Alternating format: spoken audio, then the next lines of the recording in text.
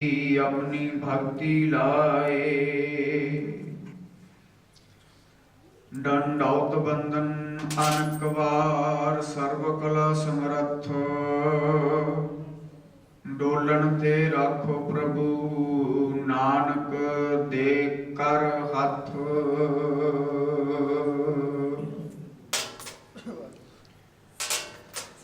सतगुरु जुग जुग अटल, तख्त जबर छत्र जियां दे मालक, दसां पातशाहियां दी आत्मक जोत, समुची मनुखता दे सांझे रहबर, साहिब श्री गुरु ग्रंथ साहिब सच्चे पातशाह जी दी पावन पवित्र हजूरी जुड़ बैठ के आप जी रागी सिंह सहवाना तो काफी समय तो लैके रबी बाणी का कीर्तन सरवण करते आ रहे हो। वड़ भागे बने हो। आओ सारे तो पहला गज बज के सारे फतेह की सांझ पाओ। आखो वाहिगुरु जी का खालसा वाहिगुरु जी की फतेह। इत्थे सानू तीजी बार आउण दा समा मिलिया है। पहली बार 2009 दे विच जथे समेत धारना वाला कीर्तन करन दा समा मिलिया। इत्थे 2012 दे विच 16 दिन रहन दा समा मिलिया। सुखमनी साहिब दीयां 5 अष्टपदियां तक कथा 2012 दे विच संपूर्ण करके गए सी। सो तीजी वारी आप संगतां दे जोड़े झाड़न वास्ते नक नथ खसम हथ किरत तके दे। जहां दाने तहां खाने नानका सच है दे महावाक अनुसार। तीसरी बारी इत्थे आप संगतां दे दर्शन करन वास्ते पहुंचे हां।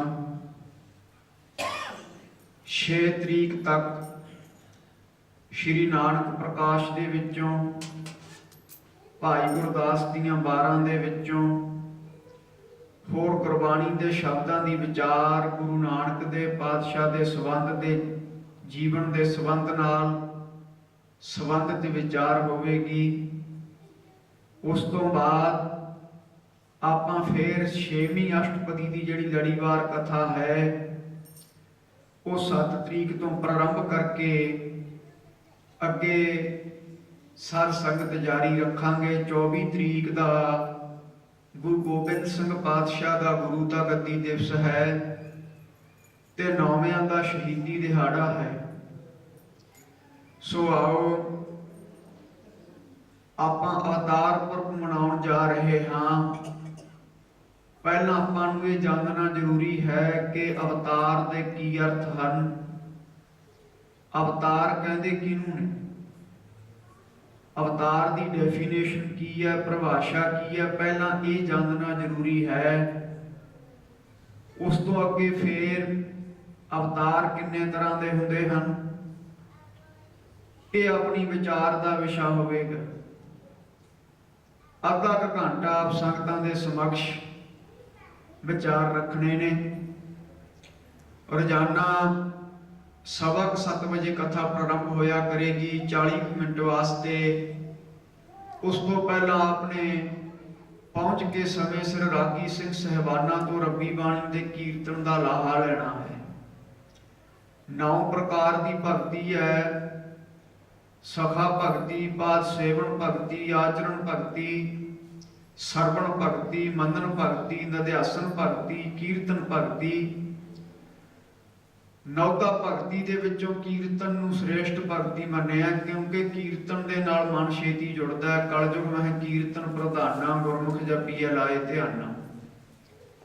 कीर्तन दे नाल नाल कथा हो जावे सोने ते सुहागे वाली गल है। गुरु साहिब दा वचन है सब ते उत्तम हर की कथा नाम सुनत दर्द दुख लथा। हर की कथा हरि परमेश्वर की कथा सब तो उत्तम है जिसनों सरवण करके ईरखा रूपी दर्द ते जमन मरण का दुख साडे गलों रह जाता है। ਇਹ ਟਕਸਾਲੀ ਅਰਥ ਨੇ ਬਾਣੀ ਦੇ। ਸਾਨੂੰ ਸਾਰਿਆਂ ਨੂੰ ਈਰਖਾ ਰੂਪੀ ਦਰਦ ਹੋ ਰਿਹਾ ਹੈ ਤੇ ਜੰਮਣ ਮਰਨ ਦਾ ਬਹੁਤ ਵੱਡਾ ਦੁੱਖ ਸਾਡੇ ਗਲ ਪਿਆ ਹੋਇਆ ਹੈ। ਇਹ ਹਰੀ ਕੀ ਕਥਾ ਨੂੰ ਸਰਵਣ ਕਰਕੇ ਇਹ ਈਰਖਾ ਰੂਪੀ ਦਰਦ ਮਿਟ ਜਾਂਦਾ ਹੈ ਤੇ ਜੰਮਣ ਮਰਨ ਦਾ ਜਿਹੜਾ ਦੁੱਖ ਹੈ ਉਹ ਲਹਿ ਜਾਂਦਾ ਹੈ। ਮੁਕਤੀ ਕਿਤੇ ਬਾਜ਼ਾਰਾਂ 'ਚ ਨਹੀਂ ਮਿਲਿਆ ਕਰਦੀ, ਮੁਕਤੀ ਸੇਵਾ ਤੇ ਸਿਮਰਨ ਤੋਂ ਹੀ ਮਿਲਦੀ ਹੈ। ਮੁਕਤੀ ਦਾ ਅਰਥ ਹੈ ਆਜ਼ਾਦ ਖਲਾਸੀ, ਬੰਧਨਾਂ ਤੋਂ ਛੁਟਕਾਰਾ, ਆਖਰੀ ਅਰਥ ਹੈ ਜਿਹੜਾ। ਮੁਕਤੀ ਵੀ ਕਈ ਪ੍ਰਕਾਰ ਦੀ ਹੈ, ਜਿਵੇਂ ਕਿ ਸ਼ਲੋਕ ਮੁਕਤੀ, ਸਰੂਪ ਮੁਕਤੀ, ਸਮੀਪ ਮੁਕਤੀ, ਸਵੱਜਿਆ ਮੁਕਤੀ। ਇਹ 4 ਵੈਕੁੰਠ ਦੀਆਂ ਮੁਕਤੀਆਂ ਹਨ। 5ਵੇਂ ਨੰਬਰ ਤੇ ਜਿਹੜੀ ਕੇਵਲ ਮੁਕਤੀ ਹੈ, ਕੱਕੇ ਨੂੰ ਦਲਾਮਾ ਕਰਕੇ, ਇਹ ਗਿਆਨੀ ਭਗਤਾਂ ਨੂੰ ਦਰਜਾ ਪ੍ਰਾਪਤ ਹੁੰਦਾ ਇਸ ਮੁਕਤੀ ਦਾ। ਇਹ ਸੱਚਖੰਡ ਦੀ ਮੁਕਤੀ ਹੈ। ਜਿਹੜੀਆਂ ਪਹਿਲੀਆਂ 4 ਮੁਕਤੀਆਂ ਹਨ ਇਹ ਵੈਕੁੰਠ ਦੀਆਂ ਹਨ। ਵੈਕੁੰਠ ਦਾ ਦਰਜਾ 11ਵਾਂ ਹੈ, ਸਵਰਗ ਦਾ ਚੌਥਾ ਮੰਨਿਆ, ਪਰ ਸੱਚਖੰਡ ਸਭ ਤੋਂ ਉੱਤਮ ਹੈ। ਇਹ ਗੁਰਬਾਣੀ ਵੀ ਸੱਚਖੰਡ ਵਿੱਚੋਂ ਆਈ ਹੈ। ਗੁਰੂ ਕਾ ਸਿੱਖ ਜਿਹੜਾ ਸੇਵਾ ਸਿਮਰਨ ਵਾਲਾ ਹੈ ਉਹ ਸੱਚਖੰਡ ਵਾਸੀ ਹੋਇਆ ਕਰਦਾ ਹੈ, ਕਿਉਂਕਿ ਸਿੱਖ ਨੂੰ ਸਵਰਗ ਦੀ ਇੱਛਾ ਨਹੀਂ, ਨਰਕ ਦਾ ਡਰ ਨਹੀਂ ਹੋਇਆ ਕਰਦਾ। ਸੁਰਗ ਬਾਂਛ ਨਾ ਬਾਂਛੀਆ, ਡਰੀਏ ਨਾ ਨਰਕ ਨਿਵਾਸ। ਜਿਵੇਂ ਹਮਾਊ ਪੰਛੀ ਹੁੰਦਾ ਸਾਧ ਸੰਗਤ, ਹਮਾਊ ਪੰਛੀ ਦੇ ਖੰਭਾਂ ਦੇ ਵਿੱਚ ਇੱਕ ਗੁਣ ਹੁੰਦਾ ਹੈ, ਜਿਸ ਕਿਸੇ ਚੀਜ਼ ਨੂੰ ਵੀ ਉਹਦੇ ਨਾਲ ਬੰਨ੍ਹ ਦਈਏ, ਜਿਸ ਦੇਸ਼ ਵਿੱਚ ਉਹ ਰਹਿੰਦਾ ਹੈ, ਉਹ ਹਮਾਊ ਪੰਛੀ ਦੇ ਖੰਭ ਉਸੇ ਚੀਜ਼ ਨੂੰ ਉਸੇ ਦੇਸ਼ ਵਿੱਚ ਲੈ ਜਾਂਦੇ ਨੇ। ਜਿਵੇਂ ਇਹ ਸਾਖੀ ਅਨੰਦਪੁਰ ਸਾਹਿਬ ਇਹ ਘਟਨਾ ਵਾਪਰੀ ਸੀ। ਨਾਰਦ ਮੁਨੀ ਜਦੋਂ 10ਵੇਂ ਪਾਤਸ਼ਾਹ ਦੇ ਦਰਸ਼ਨ ਕਰਨ ਆਇਆ ਤਾਂ ਹਮਾਊ ਪੰਛੀ ਦੇ ਖੰਭ ਲੈ ਕੇ ਆਇਆ ਸੀ। ਮਹਾਰਾਜ ਨੇ 4 ਤੀਰਾਂ ਨਾਲ ਜੜ ਕੇ ਚਾਰੇ ਤੀਰ ਚਾਰੇ ਦਿਸ਼ਾ 'ਚ ਛੱਡੇ। ਸੰਗਤਾਂ ਨੂੰ ਆਖਿਆ ਤੀਰ ਲੱਭ ਕੇ ਲੈ ਕੇ ਆਓ। ਸੰਗਤਾਂ ਗਈਆਂ ਲੱਭਣ ਵਾਸਤੇ ਪਰ ਤੀਰ ਨਹੀਂ ਮਿਲੇ। ਤਾਂ ਗੁਰੂ ਮਹਾਰਾਜ ਨੂੰ ਆਖਣ ਲੱਗੇ ਜੀ ਇਹ ਰਮਜ ਦੇ ਵਿੱਚ ਰਾਜ ਹੈ, ਬਹੁਤ ਵੱਡਾ ਰਾਜ ਪ੍ਰਗਟ ਕਰੋ। ਤਾਂ ਸਤਿਗੁਰੂ ਕਹਿੰਦੇ ਭਾਈ ਇਹ ਰਾਜ ਇਹ ਹੈ ਜਿਵੇਂ ਹਮਾਊ ਪੰਛੀ ਦੇ ਖੰਭ ਉਹ ਜਿਸ ਦੇਸ਼ ਵਿੱਚ ਰਹਿੰਦਾ ਇਹਨਾਂ 'ਚ ਗੁਣ ਹੈ ਉਸੇ ਦੇਸ਼ ਨੂੰ ਲੈ ਗਏ। ਤੀਰਾਂ ਨੂੰ ਤੀਰ ਨਹੀਂ ਹੁਣ ਮੁੜ ਕੇ ਆਉਣਾ। ਇਸੇ ਤਰ੍ਹਾਂ ਭਾਈ ਜਿਹੜਾ ਗੁਰਬਾਣੀ ਪੜ੍ਹੇਗਾ, ਗੁਰਬਾਣੀ ਸੱਚਖੰਡ ਵਿੱਚੋਂ ਆਈ ਹੈ। ਧੁਰ ਕੀ ਬਾਣੀ ਆਈ, 3 ਸਗਲੀ ਚਿੰਤ ਮਟਾਈ। ਉਸ ਮਨੁੱਖ ਨੂੰ ਉਸ ਦੇਸ਼ ਵਿੱਚ ਲੈ ਜਾਵੇਗੀ। ਅੱਜ ਦੇ ਸਮੇਂ ਦੇ ਵਿੱਚ ਪ੍ਰਚਾਰ ਬੜਾ ਹੋ ਰਿਹਾ ਹੈ, ਪਰ ਅਸੀਂ ਪੰਜਾਬ ਦੇ ਵਿੱਚ ਕਿਉਂਕਿ ਇੱਥੇ ਤਾਂ ਇਕੱਲੇ ਆਏ ਆ, ਉੱਥੇ ਨਾਲ ਜਥਾ ਹੁੰਦਾ ਹੈ। 20-25 ਸਿੰਘਾਂ ਦਾ ਵੱਡੇ ਵੱਡੇ ਇਕੱਠਾਂ 'ਚ ਦੀਵਾਨ ਲੱਗਦੇ ਹਨ। ਇਹ ਤਾਂ ਸੰਤਾਂ ਦਾ ਇੱਕ ਹੁਕਮ ਹੈ, ਮਹਾਂਪੁਰਖਾਂ ਦਾ ਮੰਨ ਕੇ ਆਇਆ। ਸ਼ਡਿਊਲ ਪੰਜਾਬ ਦੇ ਵਿੱਚ ਸਮਾਂ ਬੜਾ ਦਿੱਤਾ ਹੋਇਆ ਸੀ, ਪਰ ਮਹਾਂਪੁਰਖਾਂ ਦਾ ਵਚਨ ਜੇ ਕੋਈ ਵਚਨ ਕਮਾਵੇ ਸੰਤਨ ਕਾ ਵੀ ਤੁਸੀਂ ਜ਼ਰੂਰ ਨਿਊਜ਼ੀਲੈਂਡ ਜਾ ਕੇ ਕਥਾ ਕਰਕੇ ਆਓ ਥੋੜੇ ਦਿਨ। ਸੋ ਸਾਧ ਸੰਗਤ ਆਪਾਂ ਵਿਚਾਰ ਕਰ ਰਹੇ ਸੀ ਕਿ ਰੱਬੀ ਬਾਣੀ ਹੈ, ਜੋ ਗੁਰਬਾਣੀ ਨੂੰ ਪੜ੍ਹੇਗਾ ਇਹ ਗੁਰਬਾਣੀ ਨੂੰ ਉਸ ਦੇਸ਼ ਵਿੱਚ ਲੈ ਜਾਵੇਗੀ। ਅੱਜ ਪ੍ਰਚਾਰ ਬੜਾ ਹੋ ਰਿਹਾ ਹੈ ਪਰ ਅਸਰ ਨਹੀਂ ਹੋ ਰਿਹਾ ਪ੍ਰਚਾਰ ਦਾ। ਇਹ ਅਸੀਂ ਹਰ ਇੱਕ ਇਕੱਠ ਵਿੱਚ, ਪੰਜਾਬ ਵਿੱਚ, ਪੰਜਾਬ ਤੋਂ ਬਾਹਰ, ਚਾਹੇ ਇੰਗਲੈਂਡ ਹੋਈਏ ਚਾਹੇ ਕਿਤੇ ਵੀ ਹੋਈਏ, ਇੱਕੋ ਹੀ ਗੱਲ ਕਹਿੰਦੇ ਹੁੰਦੇ ਆ ਵੀ ਸਾਡਾ ਪ੍ਰਚਾਰ ਕਰਨ ਵਾਲਿਆਂ ਦਾ ਜੀਵਨ ਨਹੀਂ ਰਿਹਾ ਆਪਣਾ ਕੋਈ। ਜਿਸ ਮਨੁੱਖ ਦਾ ਆਪਣਾ ਜੀਵਨ ਨਹੀਂ, ਕਿਸੇ ਨੂੰ ਕੀ ਜੀਵਨ ਦੇਊਗਾ ਉਹ? ਲੱਖ ਕਥਾ ਕਰਦਾ ਰਹੇ ਸਟੇਜ ਤੇ, ਲੱਖ ਕੀਰਤਨ ਕਰਦਾ ਰਹੇ। ਗੁਰਬਾਣੀ ਕਹਿੰਦੀ ਹੈ ਜੀਵਨੋਂ ਮੈਂ ਜੀਵਨ ਪਾਇਆ। ਜਿਸ ਮਨੁੱਖ ਦਾ ਕਥਾ ਕੀਰਤਨ ਕਰਨ ਵਾਲੇ ਦਾ ਆਪਣਾ ਨਿਤਨੇਮ ਨਹੀਂ, ਘੱਟ ਤੋਂ ਘੱਟ 7 ਬਾਣੀਆਂ ਦਾ ਨਿਤਨੇਮੀ ਹੋਣਾ ਹਰ ਪ੍ਰੇਮੀ ਵਾਸਤੇ ਜ਼ਰੂਰੀ ਹੈ। 5 ਸਵੇਰੇ ਸ਼ਾਮ ਨੂੰ ਰਹਿ ਰਾਸ, ਪੈਣ ਵੇਲੇ ਕੀਰਤਨ ਸੁਹਿਲਾ। 2 ਸਾਲ ਪਹਿਲਾਂ ਇਸ ਸਥਾਨ ਤੇ ਤਕਰੀਬਨ 100-150 ਸਟੂਡੈਂਟ ਸੀ, ਜਿਨ੍ਹਾਂ ਨੇ 16 ਦਿਨ ਕਥਾ ਸੁਣਨ ਤੋਂ ਬਾਅਦ ਜਦੋਂ ਅਸੀਂ ਜਾਣ ਲੱਗੇ ਤਾਂ ਨਿਤਨੇਮ ਦੀ ਅਰਦਾਸ ਕਰਾਈ ਇਸੇ ਸਥਾਨ ਤੇ, ਇਸੇ ਜਗ੍ਹਾ ਤੇ ਖੜ ਕੇ ਕਿ ਸਾਡੇ ਵਾਸਤੇ ਅਰਦਾਸ ਕਰੋ ਕਿ ਸਤਿਗੁਰੂ ਨਿਤਨੇਮ ਦੀ ਦਾਤ ਬਖਸ਼ਣ। 7 ਬਾਣੀਆਂ ਦਾ ਨਿਤਨੇਮੀ ਹੋਣਾ ਜ਼ਰੂਰੀ ਹੈ। ਕਈ ਇਹੋ ਜਿਹੇ ਚੱਲ ਪਏ ਜਿਹੜੇ ਕਹਿੰਦੇ ਆ ਬਾਣੀ ਪੜ੍ਹਨ ਦੀ ਲੋੜ ਨਹੀਂ, ਲੋਕ ਤਾਂ ਪਹਿਲੀ ਨਹੀਂ ਪੜ੍ਹਦੇ, ਉਹ ਪੜ੍ਹਦਿਆਂ ਨੂੰ ਹਟਾਈ ਜਾਂਦੇ ਆ। ਜੋੜਨ ਵਰਗਾ ਪੁੰਨ ਨਹੀਂ ਤੇ ਤੋੜਨ ਵਰਗਾ ਪਾਪ ਨਹੀਂ। ਆ ਸੰਤ ਬਾਬਾ ਮਹਾਰਾਮ ਸਿੰਘ ਭੁੱਚੋ ਵਾਲੇ ਮਹਾਂਪੁਰਖਾਂ ਨੇ 7.5 ਲੱਖ ਜਪਜੀ ਦਾ ਪਾਠ ਤਾਂ ਹਰਿਮੰਦਰ ਸਾਹਿਬ ਦੀਆਂ ਪ੍ਰਕਰਮਾਂ 'ਚ ਕੀਤਾ ਸੀ। ਸਾਡਾ ਸੰਬੰਧ ਦਮਦਮੀ ਟਕਸਾਲ ਦੇ ਨਾਲ ਹੈ। ਦਮਦਮੀ ਟਕਸਾਲ, ਜਿਹਨੂੰ ਭਿੰਡਰਾਂ ਵਾਲੀ ਟਕਸਾਲ ਵੀ ਆਖਿਆ ਜਾਂਦਾ ਹੈ, ਜਿਸ ਦੇ ਮੁਖੀਆਂ ਦਾ ਜੀਵਨ ਬੜਾ ਉੱਚਾ ਤੇ ਸੁੱਚਾ ਹੋਇਆ ਹੈ। ਸੰਤ ਬਾਬਾ ਜਰਨੈਲ ਸਿੰਘ ਖਾਲਸਾ ਮਹਾਂਪੁਰਖ ਭਿੰਡਰਾਂ ਵਾਲਿਆਂ ਦਾ ਜੀਵਨ, ਇਹ ਗੱਲਾਂ ਦੇ ਨਾਲ ਨਹੀਂ ਸਾਧ ਸੰਗਤ ਕੋਈ ਸੂਰਬੀਰ ਯੋਧਾ ਬਣ ਜਾਂਦਾ। 22 ਘੰਟੇ ਦਾ ਨਿਤਨੇਮ ਸੀ ਰੋਜ਼ਾਨਾ ਦਾ, 101 ਜਪਜੀ ਦਾ ਪਾਠ, 52 ਪੰਨੇ ਗੁਰੂ ਗ੍ਰੰਥ ਸਾਹਿਬ ਦੇ, ਸਾਰੀ 5 ਗ੍ਰੰਥੀ ਤੇ 5 ਬਾਣੀਆਂ, ਸਵੇਰੇ ਰਹਿ ਰਾਤ ਸ਼ਾਮ ਨੂੰ, ਪੈਣ ਵੇਲੇ ਕੀਰਤਨ ਸੋਹਿਲਾ। ਐਡਾ ਵੱਡਾ ਨਿਤਨੇਮ ਸੀ ਮਹਾਂਪੁਰਖ ਭਿੰਡਰਾਂ ਵਾਲਿਆਂ ਦਾ। ਐਵੇਂ ਅੱਜ ਸੰਸਾਰ ਤੇ ਕੋਈ ਨਾਮ ਨਹੀਂ ਲੈਂਦਾ। ਗੁਰਬਾਣੀ ਕਹਿੰਦੀ ਹੈ, ਨਾਮ ਰਹਿਓ ਸਾਧੂ ਰਹਿਓ, ਰਹਿਓ ਗੁਰ ਗੋਬਿੰਦ, ਕਹੋ ਨਾਨਕ ਇਹ ਜਗਤ ਮੇ ਕਿਣ ਜਪਿਓ ਗੁਰਮੰਤ। ਨਾਮ ਰਹੂਗਾ ਜਾਂ ਨਾਮ ਜਪਣ ਵਾਲੇ ਸਾਧੂ ਰਹਿਣਗੇ। ਇੱਕ ਜਗ੍ਹਾ ਹੋਰ ਵਚਨ ਆਉਂਦੇ ਹਨ, 184 ਵੇਦਨੀ ਸਭ ਆਵੈ ਜਾਸੀ, ਨਿਹਚਲ ਸੱਚ ਖੁਦਾਏ, ਖੁਦਾਏ ਬੰਦਾ ਅਬਨਾਸੀ। ਜਿਸ ਮਨੁੱਖ ਦਾ ਨਿਤਨੇਮ, ਉਹਨੂੰ ਗ੍ਰੰਥਾਂ ਨੂੰ ਰੱਟੇ ਲਾਉਣ ਦੀ ਲੋੜ ਨਹੀਂ।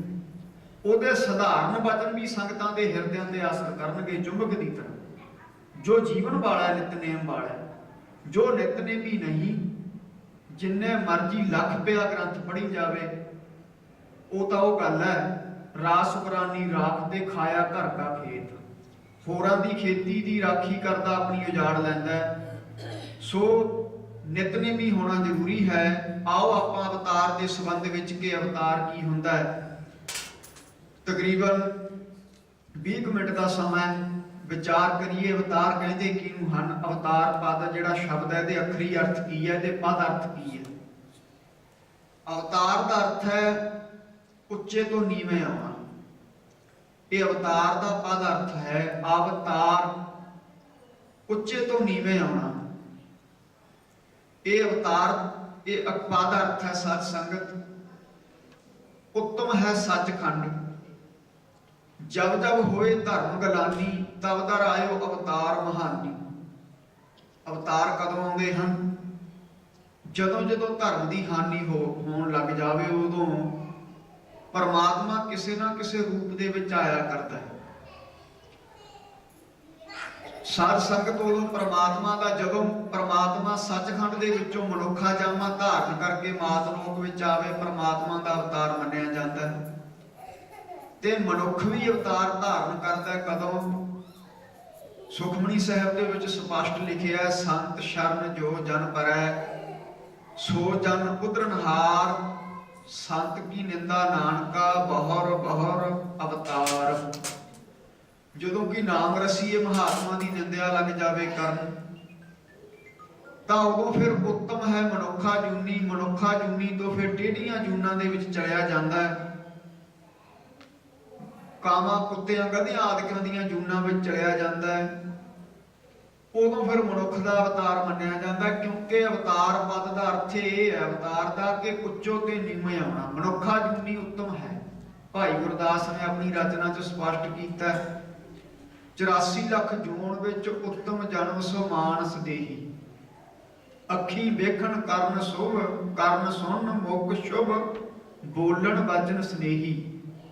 ਭਾਈ ਗੁਰਦਾਸ ਜੀ ਕਹਿੰਦੇ 84 ਲੱਖ ਜੂਨੀ ਦੇ ਵਿੱਚੋਂ ਮਨੁੱਖ ਦਾ ਜਾਮਾ ਸਰਬੋਤਮ ਹੈ।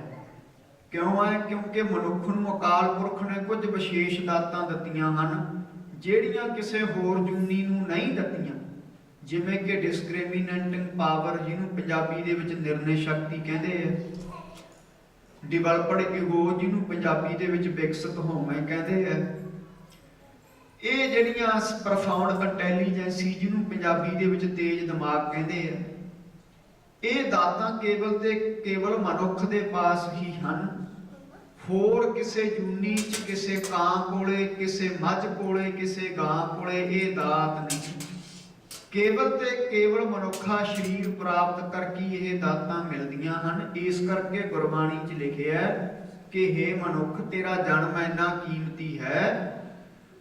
ਜਿਹੜੀਆਂ ਬਾਕੀ ਦੀਆਂ ਜੂਨਾਂ ਨੇ, ਇਸ ਧਰਤੀ 'ਤੇ ਤੇਰੀ ਸਿਕਦਾਰੀ, ਆਵਰ ਜੋਨ ਤੇਰੀ ਪਨਹਾਰੀ। ਬਾਕੀ ਦੀਆਂ ਜੂਨਾਂ ਤਾਂ ਤੇਰਾ ਪਾਣੀ ਭਰਨ ਵਾਲੀਆਂ ਹਨ। ਮਨੁੱਖ ਐਸੀ ਮਨੁੱਖਾ ਜਨਮ ਸਰਬੋਤਮ ਜੂਨੀ ਹੈ ਵੀ ਚੰਨ ਤੇ ਪਹੁੰਚ ਗਿਆ। ਮੰਗਲ ਗ੍ਰਹਿ ਤੇ ਪਹੁੰਚ ਗਿਆ ਆਪਣੇ ਤੇਜ ਦਿਮਾਗ ਦੇ ਨਾਲ। ਇਹ ਮਨੁੱਖ ਦੇ ਕੋਲ ਹੀ ਇਹ ਵਿਸ਼ੇਸ਼ ਦਾਤਾਂ ਅਕਾਲ ਪੁਰਖ ਦੀਆਂ ਦਿੱਤੀਆਂ ਹੋਈਆਂ ਹਨ। ਦੂਜੀ ਗੱਲ ਹੈ, ਮਨੁੱਖਾ ਸਰੀਰ ਪ੍ਰਾਪਤ ਕਰਕੇ ਹੀ ਸਿਮਰਨ ਕਰ ਸਕਦੇ ਹੋ, ਮਨੁੱਖਾ ਸਰੀਰ ਪ੍ਰਾਪਤ ਕਰਕੇ ਹੀ ਆਪਾਂ ਸੇਵਾ ਕਰ ਸਕਦੇ ਹਾਂ। ਕਿਸੇ ਨੇ ਪਸ਼ੂ ਪੰਛੀ ਸਿਮਰਨ ਕਰਦੇ ਦੇਖੇ ਹੈ, ਕਿਸੇ ਨੇ ਪਸ਼ੂ ਪੰਛੀ ਸੇਵਾ ਕਰਦੇ ਦੇਖੇ ਹੈ, ਕਿਉਂਕਿ ਉਹਨਾਂ ਕੋਲੇ ਨਿਰਣੇ ਸ਼ਕਤੀ ਨਹੀਂ, ਤੇਜ ਦਿਮਾਗ ਨਹੀਂ। ਇਸ ਕਰਕੇ ਵਿਸ਼ੇਸ਼ ਦਾਤ ਮਨੁੱਖ ਨੂੰ ਹੀ ਦਿੱਤੀ ਹੈ। ਜਦੋਂ ਨਿੰਦਿਆ ਰੂਪੀ ਝੱਗ ਸਿੱਟਣ ਲੱਗ ਜਾਵੇ, ਨਿੰਦਿਆ 'ਚ ਪੈ ਜਾਵੇ, ਮਾੜੇ ਕੰਮਾਂ 'ਚ ਪੈ ਜਾਵੇ, ਤਾਂ ਮਨੁੱਖਾ ਜੂਨੀ ਤੋਂ ਡਿੱਗ ਕੇ ਫਿਰ ਟੇਢੀਆਂ ਜੂਨਾਂ ਵੱਲ ਚਲਿਆ ਜਾਂਦਾ। ਉਦੋਂ ਮਨੁੱਖ ਦਾ ਅਵਤਾਰ ਮੰਨਿਆ ਜਾਂਦਾ ਹੈ। ਆਓ ਸਾਧ ਸੰਗਤ, ਕਦੋਂ ਆਉਂਦੇ ਨੇ ਅਵਤਾਰ? ਜਦੋਂ ਜਦੋਂ ਧਰਮ ਦੀ ਗਲਾਨੀ ਹੁੰਦੀ ਹੈ। ਗੁਰੂ ਨਾਨਕ ਪਾਤਸ਼ਾਹ ਸੰਸਾਰ ਵਿੱਚ ਆਏ 1469 ਦੇ ਵਿੱਚ। ਇੱਕ ਗੱਲ ਆਪਣੇ ਹਿਰਦੇ ਵਿੱਚ ਲਿਖ ਲਿਓ, ਜਦੋਂ ਸ੍ਰਿਸ਼ਟੀ ਦੀ ਰਚਨਾ ਹੋਈ ਹੈ ਤਾਂ ਅਕਾਲ ਪੁਰਖ ਨੇ ਬ੍ਰਹਮਾ ਆਦਿਕ ਦੇਵਤਿਆਂ ਦੇ ਨਾਲ ਵਚਨ ਕੀਤਾ ਸੀ। ਬ੍ਰਹਮਾ, ਵਿਸ਼ਨੂੰ ਤੇ ਸ਼ਿਵ, ਇਹ ਤਿੰਨ ਮੁਖੀ ਦੇਵਤੇ ਮੰਨੇ ਹਨ। ਜਪਜੀ ਸਾਹਿਬ ਦੇ ਵਿੱਚ ਵੀ ਪਾਠ ਆਉਂਦਾ, ਏਕਾ ਮਾਈ ਜੁਗਤ ਬਿਆਈ, ਤਿੰਨ ਚੇਲੇ ਪ੍ਰਵਾਨ। ਤਿੰਨ ਕਰਕੇ ਪਾਠ ਕਰਨਾ ਹੈ। ਕਈ ਤਿੰਨ ਕਹਿ ਦਿੰਦੇ ਆ, ਤਿੰਨ ਨਹੀਂ, ਤਿੰਨ ਪਾਠ ਹੈ। ਇੱਕ ਮਾਈ ਹੈ ਅਕਾਲ ਪੁਰਖ, ਉਹਦੇ ਤਿੰਨ ਚੇਲੇ ਨੇ ਬ੍ਰਹਮਾ, ਵਿਸ਼ਨੂੰ ਤੇ ਸ਼ਿਵ। ਇੱਥੇ ਆਪਾਂ ਇਹ ਸਪਸ਼ਟ ਵੀ ਕਰਾਂਗੇ ਵੀ ਗੁਰੂ ਨਾਨਕ ਵਿਸ਼ਨੂੰ ਅਵਤਾਰ ਨਹੀਂ। ਇਹ ਅੱਗੇ ਕਥਾ ਆਵੇਗੀ 4 ਦਿਨਾਂ ਦੇ ਦੌਰਾਨ। ਗੁਰੂ ਨਾਨਕ ਖੁਦ ਨਾਰਾਇਣ ਨੇ, ਆਪ ਨਾਰਾਇਣ, ਗਲਾ ਧਾਰ, ਜਗ ਮਹਿ ਪਰਵਰਿਓ, ਨਿਰੰਕਾਰ ਅਕਾਰ ਜੋਤ, ਜਗ ਮੰਡਲ ਕਰਿਓ। ਪਹਿਲਾਂ ਨਿਰੰਕਾਰ ਹੀ ਸੀ, ਨਿਰੰਕਾਰ ਤੋਂ ਸਾਕਾਰ ਰੂਪ ਹੋਇਆ। ਉਹਦੇ ਮਨ ਦੀ ਮੌਜ ਆਈ, ਮੈਂ ਨਿਰੰਕਾਰ ਤੋਂ ਸਾਕਾਰ ਰੂਪ ਹੋ ਜਾਵਾਂ। ਸ੍ਰਿਸ਼ਟੀ ਦਾ ਵਸਾਰਾ ਕੀਤਾ ਵਸਾਓ, ਏਕੋ ਕਵਾਓ। ਉਸ ਤੋਂ ਬਾਅਦ ਫਿਰ ਅਵਤਾਰ ਰੂਪ ਵਿੱਚ ਆਇਆ। ਬ੍ਰਹਮਾ, ਵਿਸ਼ਨੂੰ ਤੇ ਸ਼ਿਵ, ਇਹਨਾਂ ਦੇਵਤਿਆਂ ਦੇ ਨਾਲ ਕਿਸੇ ਸਮੇਂ ਅਕਾਲ ਪੁਰਖ ਨੇ ਵਚਨ ਕੀਤਾ ਸੀ ਕਿ ਕਲਯੁਗ ਦਾ ਭਿਆਨਕ ਸਮਾਂ ਆਵੇਗਾ, ਉਦੋਂ ਮੈਂ 10 ਜਾਮੇ ਧਾਰਨ ਕਰਕੇ ਸੰਸਾਰ ਤੇ ਆਵਾਂਗਾ। ਵੱਖਰੇ ਵੱਖਰੇ ਨਾਂ ਹੋਣਗੇ, ਵੱਖਰੇ ਵੱਖਰੇ ਮਾਪਿਆਂ ਦੇ ਘਰ ਤੇ ਵੱਖਰੀਆਂ ਵੱਖਰੀਆਂ ਥਾਵਾਂ ਤੇ, ਪਰ ਜੋਤ ਅਤੇ ਜੁਗਤ ਇੱਕੋ ਹੋਵੇਗੀ। ਇਹ ਤਾਂ ਗੱਲਾਂ ਹੁਣ ਕਹਿਣ ਕਹਾਉਣ ਵਾਸਤੇ ਇਤਿਹਾਸ ਬਣ ਗਿਆ, ਪਰ ਇਹ ਪਹਿਲੇ ਹੀ ਅਕਾਲ ਪੁਰਖ ਦਾ ਵਚਨ ਸੀ, ਵਿਧੀ ਦਾ ਵਿਧਾਨ ਬਣਿਆ ਹੋਇਆ ਸੀ ਕਿ ਮੈਂ ਆਉਣਾ ਹੈ, ਕਲਯੁਗ ਦਾ ਸਮਾਂ ਆਵੇਗਾ। ਕਿਉਂਕਿ ਅਕਾਲ ਪੁਰਖ ਤਾਂ ਅੰਤਰਜਾਮੀ ਸਰਵ ਵਿਆਪਕ ਸਰੂਪ ਹੈ। ਸਾਧ ਸੰਗਤ, ਇਹ ਅਕਾਲ ਪੁਰਖ ਦਾ ਦਿੱਤਾ ਹੋਇਆ ਵਚਨ ਪੂਰਾ ਹੋਇਆ। ਲੈਣੇ ਦੀ ਫੈਰਾਈ ਹੈ, ਨਾਨਕਾ ਦੁਹੀ ਖੱਟੀ ਹੈ, ਜੋ ਤੂੰਹਾਂ ਜੁਗਤ ਸਾਏ ਸਹਿ ਕਾਇਆ ਫਿਰ ਪਲਟੀ ਹੈ। ਜੋਤ ਅਤੇ ਜੁਗਤ ਇੱਕੋ ਹੀ ਸੀ 10 ਜਾਮਿਆਂ 'ਚ, ਪਰ ਰੂਪ ਬਦਲਦੇ ਰਹੇ।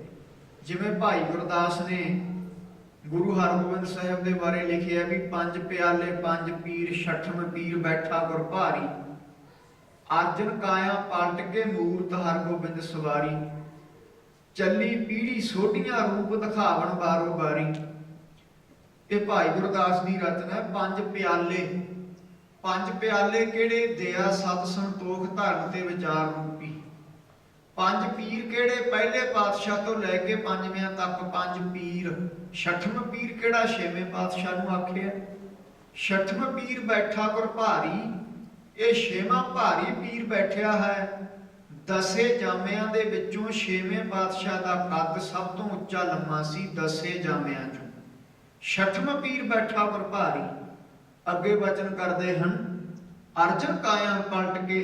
ਇਹ ਤਾਂ ਕਹਿੰਦੇ ਇੱਕ ਕਾਇਆ ਹੀ ਬਦਲੀ ਹੈ, ਪਰ ਜੋਤ ਉਹੀ ਹੈ।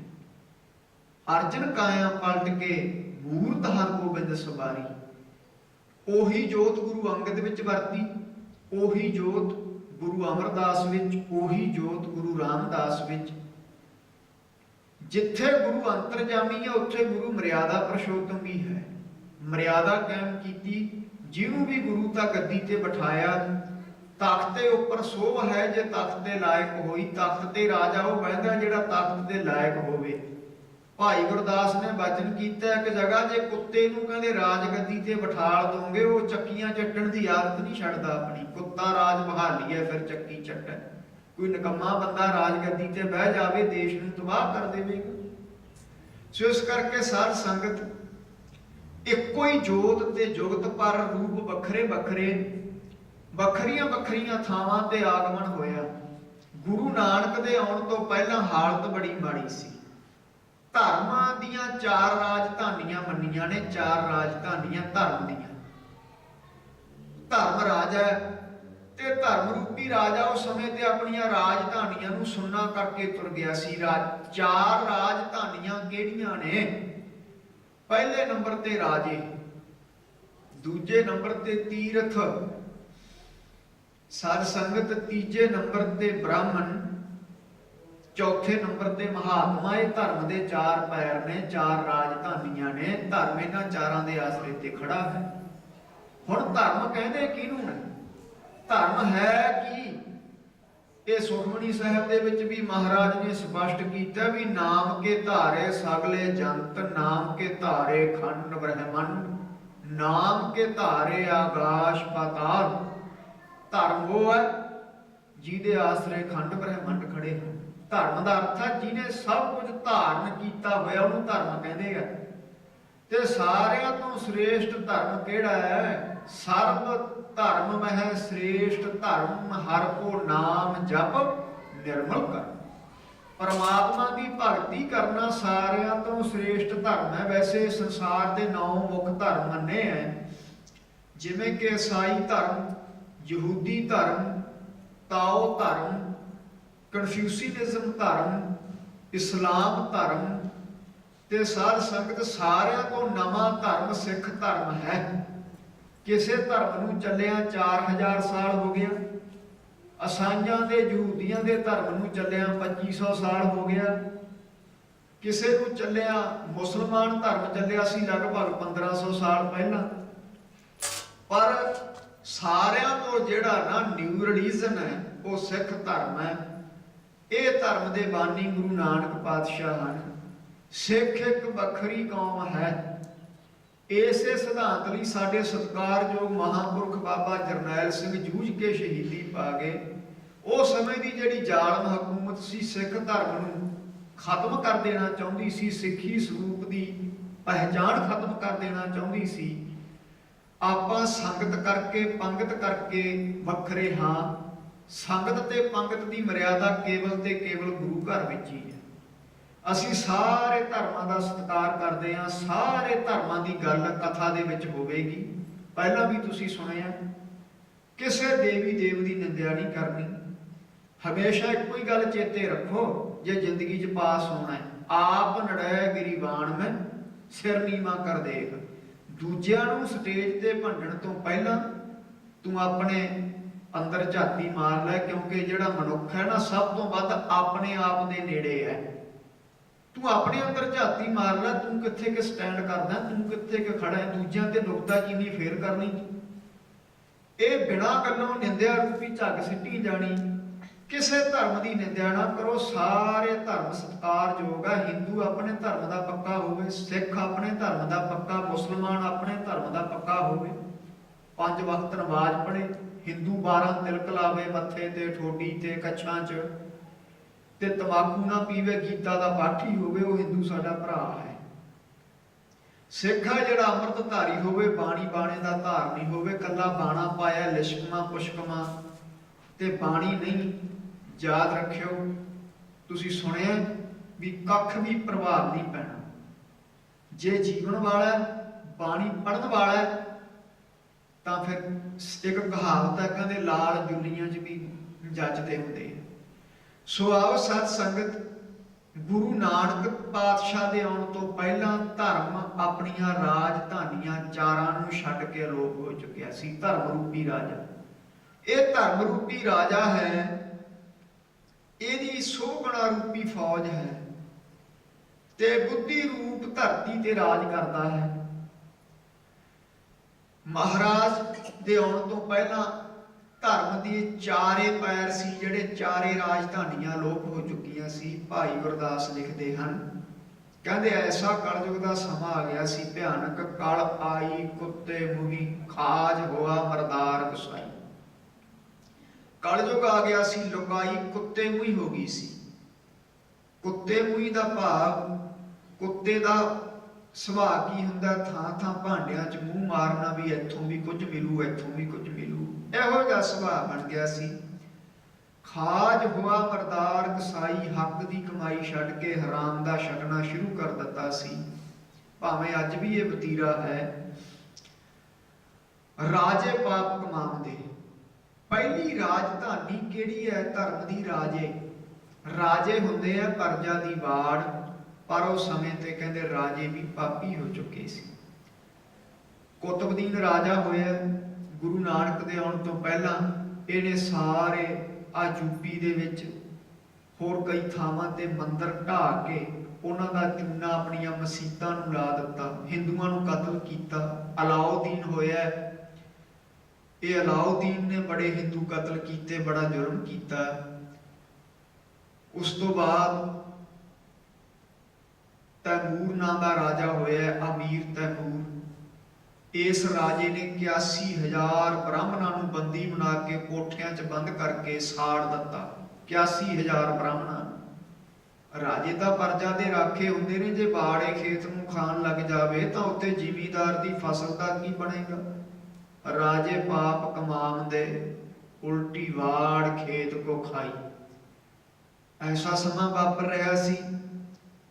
ਰਾਜੇ ਪ੍ਰਜਾ ਦੀ ਵਾੜ ਹੁੰਦੇ ਆ, ਟੈਕਸ ਲਾ ਰਹੇ ਸੀ, ਲੋਕਾਂ ਦੀ ਲੁੱਟ ਖਸੁੱਟ ਕਰ ਰਹੇ ਸੀ। ਐਸਾ ਸਮਾਂ ਉਸ ਸਮੇਂ ਤੇ ਵਾਪਰਿਆ। ਫਿਰ ਗੁਰੂ ਨਾਨਕ ਜਦੋਂ ਆਏ, ਬਾਬਰ ਵਰਗਿਆਂ ਨੇ ਚੱਕੀਆਂ ਤਾਂ ਬਿਹਾਈਆਂ, ਪਰ ਬਾਅਦ ਵਿੱਚ ਮਾਫੀਆਂ ਮੰਗਣੀਆਂ ਪਈਆਂ। ਬਾਬਰ ਨੂੰ ਜਾਬਰ ਤੱਕ ਕਹਿ ਦਿੱਤਾ। ਗੁਰਬਾਣੀ ਅੰਦਰ ਵਸਣ ਦੇ ਲੱਛਣ ਕੀ ਹਨ? ਜਿਸ ਮਨੁੱਖ ਦੇ ਅੰਦਰ ਬਾਣੀ ਵਸ ਜਾਵੇ, ਉਹ ਕਿਸੇ ਦੀ ਪਰਵਾਹ ਨਹੀਂ ਕਰਿਆ ਕਰਦਾ। ਚਾਹੇ ਪ੍ਰਾਈਮ ਮਿਨਿਸਟਰ ਦਾ ਪਿਓ ਤੁਰਿਆ ਫਿਰੇ, ਸੱਚ ਕਹਿਣ ਤੋਂ ਸੰਕੋਚ ਨਹੀਂ ਕਰੇਗਾ, ਕਿਉਂਕਿ ਗੁਰਬਾਣੀ ਦਾ ਸਿਧਾਂਤ ਇਹ ਕਹਿੰਦਾ ਹੈ, ਨਿਰਭਉ ਜਪੈ ਸਗਲ ਭਉ ਮਿਟੈ। ਗੁਰਬਾਣੀ ਦਾ ਸਿਧਾਂਤ ਇਹ ਕਹਿੰਦਾ ਹੈ ਕਿ ਗੁਰਬਾਣੀ ਨੂੰ ਜਪਦਿਆਂ ਜਦੋਂ ਅੰਦਰੋਂ ਡਰ ਖਤਮ ਹੋ ਜਾਵੇ, ਕਿਸੇ ਦੀ ਕਨੌੜ ਨਾ ਰਹੇ, ਪ੍ਰਭ ਕੋ ਸਿਮਰੈ ਸੇ ਬੇਮੁਹਤਾਜੇ। ਬੇਮੁਹਤਾਜੇ ਦਾ ਪੰਜਾਬੀ ਦੇ ਵਿੱਚ ਅਰਥ ਹੈ ਬੇਪਰਵਾਹ ਤੇ ਕਨੌੜ ਤੋਂ ਰਹਿਤ। ਦੋ ਅਰਥ ਹਨ। ਪ੍ਰਭੂ ਦਾ ਸਿਮਰਨ ਕਰਨ ਵਾਲੇ ਕਿਸੇ ਦੀ ਪਰਵਾਹ ਨਹੀਂ ਕਰਿਆ ਕਰਦੇ। ਜੇ ਅਜੇ ਕਿਸੇ ਦਾ ਭੈ ਹੈ, ਡਰ ਲੱਗਦਾ, ਇਹਦਾ ਮਤਲਬ ਅੰਦਰ ਅਜੇ ਬਾਣੀ ਵਸੀ ਨਹੀਂ। ਬਾਣੀ ਵਸਣ ਦੀਆਂ ਨਿਸ਼ਾਨੀਆਂ ਇਹ ਨੇ ਵੀ ਮਨੁੱਖ ਉਦੋਂ ਡਰ ਤੋਂ ਰਹਿਤ ਹੋ ਜਾਂਦਾ, ਸੱਚ ਕਹਿਣ ਤੋਂ ਸੰਕੋਚ ਨਹੀਂ ਕਰਦਾ, ਭਾਵੇਂ ਸਿਰ ਲੱਥ ਜਾਵੇ। ਇਹ ਬਾਣੀ ਵਸਣ ਦੀਆਂ ਨਿਸ਼ਾਨੀਆਂ ਹਨ। ਆਓ ਸਾਧ ਸੰਗਤ, ਗੁਰੂ ਨਾਨਕ ਪਾਤਸ਼ਾਹ ਨੇ ਬਾਬਰ ਵਰਗੇ ਰਾਜੇ ਜਿਹਦੇ ਅੱਗੇ ਕੋਈ ਅੱਖ ਨਹੀਂ ਸੀ ਚੁੱਕਦਾ, ਜਾਬਰ ਕਹਿ ਦਿੱਤਾ। ਤੂੰ ਬਾਬਰ ਨਹੀਂ, ਤੂੰ ਜਾਬਰ ਹੈ। ਤੇਰਾ ਹੱਕ ਬਣਦਾ ਹੈ ਰਾਜੇ ਚੂਲੀ ਨਿਆਬ ਕੀ। ਰਾਜੇ ਦਾ ਫਰਜ਼ ਬਣਦਾ ਇਨਸਾਫ ਕਰਨਾ। ਤੂੰ ਵਾੜ ਹੈ, ਪਰ ਵਾੜੇ ਖੇਤ ਨੂੰ ਖਾ ਰਹੀ ਹੈ। ਤੇ ਫਿਰ ਚਰਨਾਂ ਤੇ ਡਿੱਗਣਾ ਪਿਆ ਬਾਬਰ ਵਰਗਿਆਂ ਨੂੰ। ਸਾਧ ਸੰਗਤ, ਉਸ ਸਮੇਂ ਤੇ ਰਾਜੇ ਕੀ ਰੂਪ ਧਾਰਨ ਕਰ ਚੁੱਕੇ ਸੀ? ਕਹਿੰਦੇ ਕਲ ਆਈ ਕੁੱਤੇ ਮੂੰਹ, ਖਾਜ ਹੋਆ ਮਰਦਾਰ ਕਸਾਈ। ਰਾਜੇ ਪਾਪ ਕਮਾਉਂਦੇ, ਫੁਲਟੀ ਵਾੜ ਖੇਤ ਕੋ ਖਾਈ। ਉਸ ਸਮੇਂ ਤੇ ਕਲਯੁਗ ਹੈ ਜਿਹੜਾ, ਇਹ ਕੈਂਚੀ ਹੈ ਇੱਕ ਤਰ੍ਹਾਂ। ਕਲਕਾਤੀ ਕਲਯੁਗ ਨੂੰ ਕੈਂਚੀ ਕਹਿੰਦੇ ਹੈ। ਕਲਕਾਤੀ ਕਲਯੁਗ ਵਰਗਾ ਵਧੀਆ ਯੁੱਗ ਵੀ ਨਹੀਂ, ਗੁਰਬਾਣੀ ਕਹਿ ਰਹੀ ਹੈ। ਸਤਿਗੁਰੂ ਕਹਿੰਦੇ ਸਤਿਯੁਗ ਤ੍ਰੇਤਾ ਦੁਆਪਰ ਭਣੀਐ, ਕਲਯੁਗ ਉੱਤਮ ਯੁੱਗਾ ਮਾਹੇ। ਕਲਯੁਗ ਦੇ ਵਿੱਚ ਮਿਹਨਤ ਘੱਟ ਕਰਨੀ ਪੈਂਦੀ ਹੈ, ਫਲ ਵੱਧ ਮਿਲਦਾ।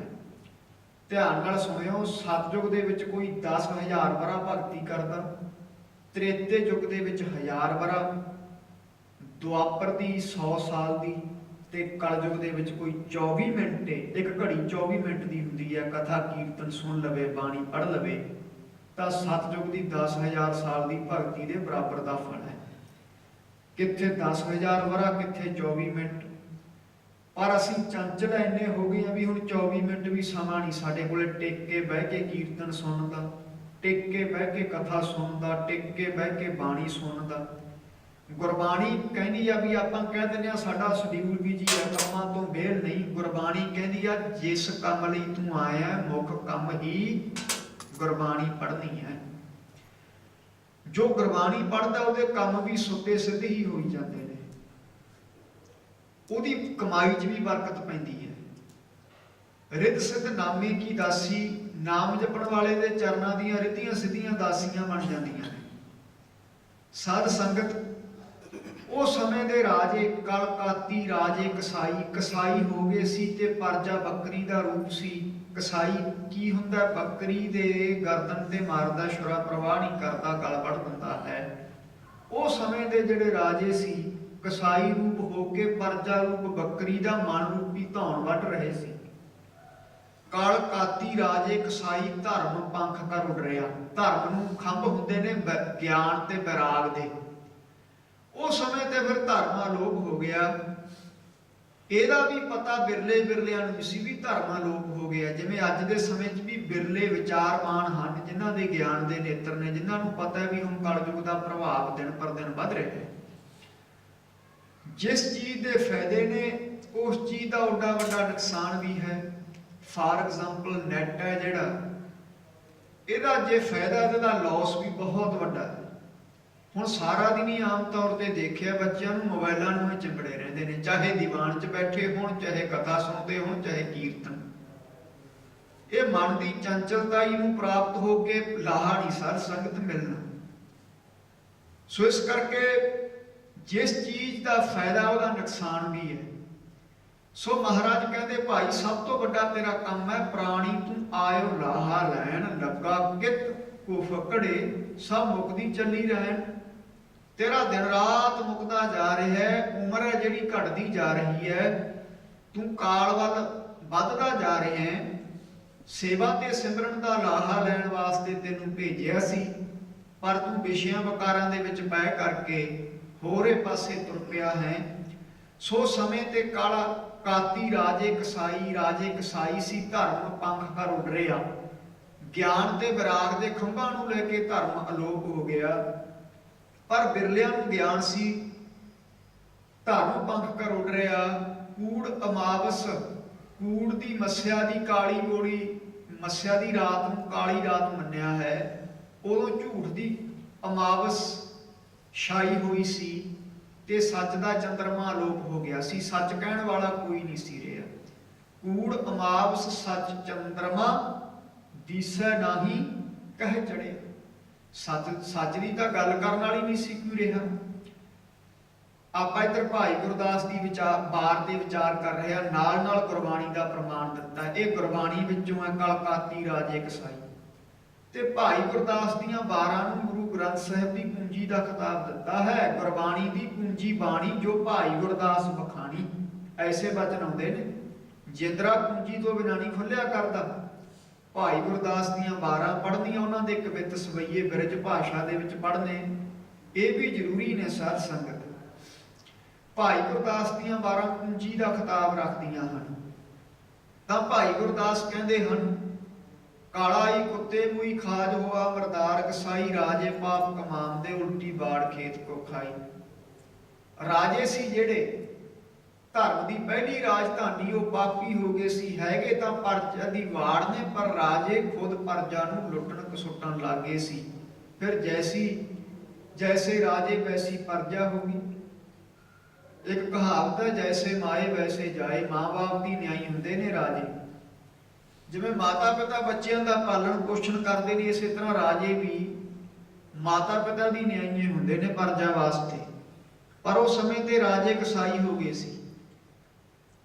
ਸਾਧ ਸੰਗਤ, ਰਾਜੇ ਪਾਪ ਕਮਾਉਂਦੇ ਉਲਟੀ ਵਾੜ ਖੇਤ ਕੋ ਖਾਈ।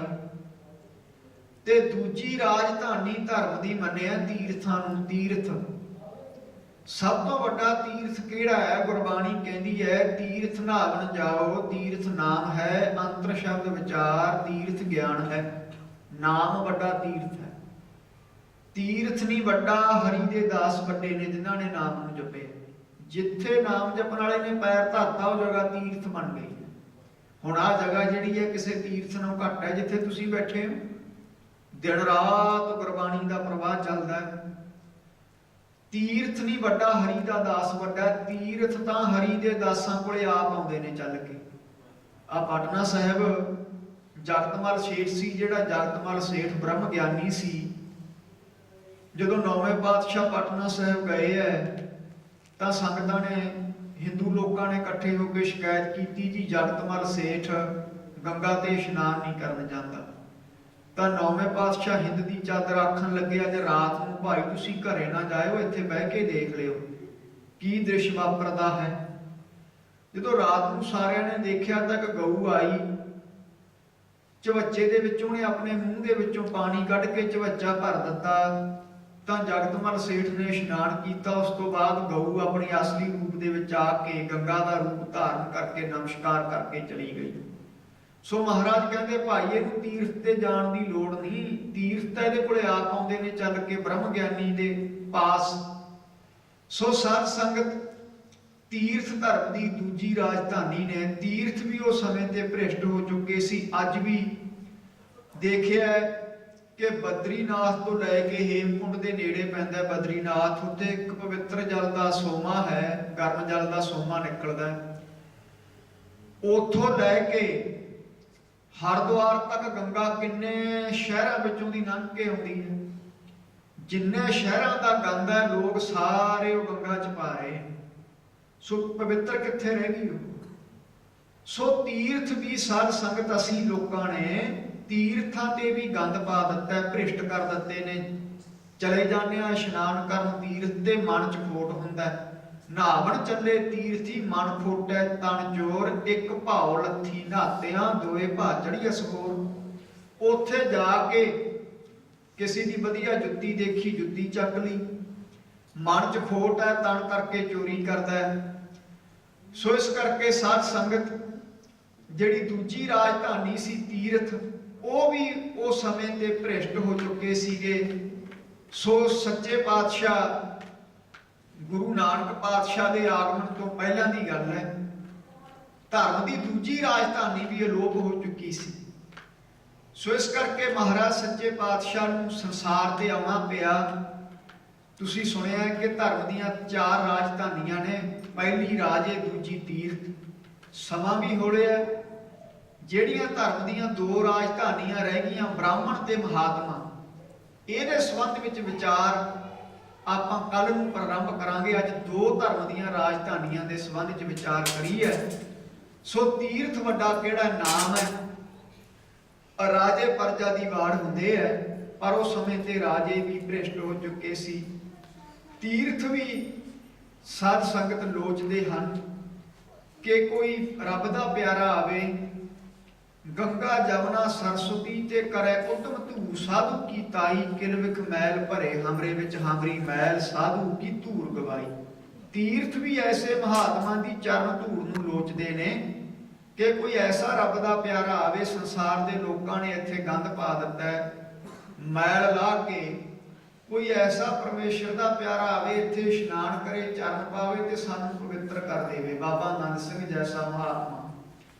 ਸੋ ਇਹ 2 ਧਰਮ ਦੀਆਂ ਰਾਜਧਾਨੀਆਂ ਦੇ ਸੰਬੰਧ ਵਿੱਚ ਅੱਜ ਵਿਚਾਰ ਹੋਈ ਹੈ ਕਿ ਧਰਮ ਤਾਂ ਗਿਆਨ ਤੇ ਵਿਰਾਗ ਦੇ ਖੰਭਾਂ ਨੂੰ ਲੈ ਕੇ ਉੜ ਗਿਆ ਸੀ, ਪਰ ਬਿਰਲਿਆਂ ਨੂੰ ਪਤਾ ਸੀ ਵੀ ਧਰਮ ਲੋਪ ਹੋ ਰਹੇ ਨੇ। ਉਹਨਾਂ ਬਿਰਲਿਆਂ ਨੇ ਫਿਰ ਅਕਾਲ ਪੁਰਖ ਦੇ ਚਰਨਾਂ 'ਚ ਅਰਦਾਸ ਕੀਤੀ, ਹੈ ਸੱਚੇ ਪਾਤਸ਼ਾਹ ਅਕਾਲ ਪੁਰਖ ਆਪ ਕਿਰਪਾ ਕਰੋ। ਉਹਨਾਂ ਬਿਰਲਿਆਂ ਦੀ ਪੁਕਾਰ ਸੁਣ ਕੇ, ਸੁਣੀ ਪੁਕਾਰ ਦਤਾਰ ਪ੍ਰਭ ਗੁਰੂ ਨਾਨਕ ਜਗ ਮਾਹੇ ਪਠਾਇਆ। ਫੇਰ ਗੁਰੂ ਨਾਨਕ ਆਏ ਸੀ। ਕੱਲ ਨੂੰ ਜਿਹੜੀਆਂ ਧਰਮ ਦੀਆਂ 2 ਰਾਜਧਾਨੀਆਂ ਰਹਿ ਗਈਆਂ, ਇਹਦੇ ਸੰਬੰਧ ਵਿੱਚ ਵਿਚਾਰ ਹੋਵੇਗੀ। ਉਸ ਤੋਂ ਬਾਅਦ ਅਵਤਾਰ ਕਿੰਨੀ ਤਰ੍ਹਾਂ ਦੇ ਹੁੰਦੇ ਆ, ਅਵਤਾਰਾਂ ਦੀਆਂ ਕਿਸਮਾਂ। ਫਿਰ ਗੁਰੂ ਨਾਨਕ ਸਭ ਤੋਂ ਵੱਡੇ ਅਵਤਾਰ ਕਿੰਨੇ ਨੇ, ਅਵਤਾਰਾਂ ਨੂੰ ਪਰਖਿਆ ਜਾਂਦਾ ਹੈ ਕਸਵੱਟੀ ਲਾ ਕੇ। ਜਿਵੇਂ ਕਿ ਵਿਚਾਰਵਾਨਾਂ ਨੇ 5 ਪ੍ਰਕਾਰ ਦੀ ਕਸਵੱਟੀ ਰੱਖੀ ਹੈ, ਬੁੱਧੀ ਤੇ ਸਾਧ ਸੰਗਤ, ਉਸ ਤੋਂ ਬਾਅਦ ਸਰੂਪ, ਆਜੂ, ਕਰਤੱਵ। ਇਹ ਵਿਚਾਰਵਾਨਾਂ ਨੇ ਅਵਤਾਰਾਂ ਨੂੰ ਪਰਖਣ ਵਾਸਤੇ ਕਸਵੱਟੀ ਰੱਖੀ ਹੈ। ਇਹ ਸਾਰੀਆਂ ਕਸਵੱਟੀਆਂ 'ਚ ਸਭ ਤੋਂ ਪਹਿਲਾ ਨੰਬਰ ਹੈ ਜਿਹੜਾ ਉਹ ਗੁਰੂ ਨਾਨਕ ਪਾਤਸ਼ਾਹ ਦਾ ਆਉਂਦਾ ਹੈ, ਦੂਜੇ ਅਵਤਾਰਾਂ ਦੇ ਨਾਲ ਕੰਪੈਰੀਜ਼ਨ ਕਰਕੇ। ਭਗਵਾਨ ਕ੍ਰਿਸ਼ਨ ਤੇ ਰਾਮਚੰਦਰ ਵਿਸ਼ਨੂੰ ਅਵਤਾਰ ਸੀ, ਪਰ ਗੁਰੂ ਨਾਨਕ ਖੁਦ ਆਪ ਨਾਰਾਇਣ ਸੀ। ਇਹ ਆਪਾਂ ਆਉਣ ਵਾਲੇ ਸਮੇਂ 'ਚ ਵਿਚਾਰਾਂ ਕਰਾਂਗੇ। ਇਸੇ ਤਰ੍ਹਾਂ ਤੁਸੀਂ ਵੱਧ ਚੜ੍ਹ ਕੇ 6:30 ਵਜੇ 6 ਵਜੇ ਇੱਥੇ ਪਹੁੰਚ ਜਾਇਆ ਕਰੋ। ਆਪ ਦੇ ਪਿਆਰ ਵਿੱਚ ਬੱਚੇ ਬੜੀ ਦੂਰੋਂ ਆਇਆ ਤਾਂ ਕਿ ਸੰਗਤਾਂ ਲੜੀਵਾਰ ਕਥਾ ਦਾ ਜਿਵੇਂ ਤੁਸੀਂ ਪਹਿਲਾਂ ਆਨੰਦ ਲੈਂਦੇ ਰਹੇ ਹੋ ਜਦੋਂ ਪਹਿਲਾਂ ਆਉਂਦੇ ਰਹੇ ਹਾਂ, ਅੱਜ ਵੀ ਕਾਫੀ ਸੰਗਤ ਆਈ ਹੈ। ਲੜੀਵਾਰ ਜਿਹੜੀ ਕਥਾ ਪ੍ਰਾਰੰਭ ਹੋ ਚੁੱਕੀ ਹੈ, ਵੱਧ ਚੜ੍ਹ ਕੇ ਲਓ ਲਾਹਾ। ਸਾਰੀਆਂ ਸੰਗਤਾਂ ਦਾ ਧੰਨਵਾਦ। ਆਓ ਹੁਣ ਜੋ ਅਗਲਾ ਪ੍ਰੋਗਰਾਮ ਹੈ ਗੁਰਮੁਖ ਪਿਆਰਿਆਂ ਤੋਂ ਸਰਵਣ ਕਰੋ। ਆਓ ਸਾਧ ਸੰਗਤ, ਹੁਣ ਜਪਜੀ ਸਾਹਿਬ ਦਾ ਜੋ ਪਾਠ ਹੈ ਉਹ ਸਿੰਘ ਸਾਹਿਬਾਨ ਸਾਰੇ ਆਪਾਂ ਰਲ ਮਿਲ